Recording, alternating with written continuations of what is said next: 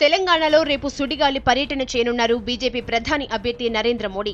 ఒక్కరోజే 4 జిల్లాల్లోని బహిరంగ సభల్లో ప్రసంగించనున్నారు. నాందేడ్ నుంచి హెలికాప్టర్లో నేరుగా నిజామాబాద్కు చేరుకుంటున్నారు.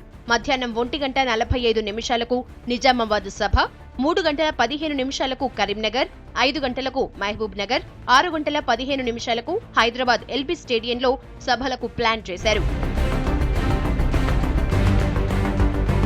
మహబూబ్ నగర్, హైదరాబాద్ సభల్లో మోడీతో చంద్రబాబు వేదిక పంచుకోనున్నారు. ఎల్బీ స్టేడియంలో సభకు జనసేన అధ్యక్షుడు పవన్ కూడా హాజరు కానున్నారు. ప్రతి సభలోనూ 30 నిమిషాలు మాత్రమే మోడీ ఉండేలా షెడ్యూల్ ప్రిపేర్ చేశారు కమలనాథులు. ఉదయం మహారాష్ట్రలో నుంచి నిజామాబాద్ జిల్లాలో రేపు మధ్యాహ్నం జరిగేటువంటి మొదటి సభలో ప్రసంగిస్తారు.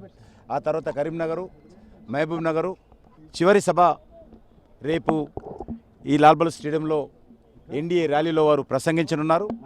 ఈ యొక్క సభలో నరేంద్ర మోడీ గారితో పాటు తెలుగుదేశం పార్టీ అధ్యక్షుడు చంద్రబాబు నాయుడు గారు, జనసేన అధ్యక్షుడు పవన్ కళ్యాణ్ గారు వంటి నాయకులు కూడా రేపు ఇక్కడ జరిగేటువంటి ఈ బహిరంగ సభలో ప్రసంగిస్తారు.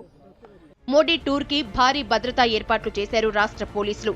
గుజరాత్ నుంచి వచ్చే 70 మంది పోలీసులు అదనంగా ఆయనకు సెక్యూరిటీ ఇవ్వనున్నారు.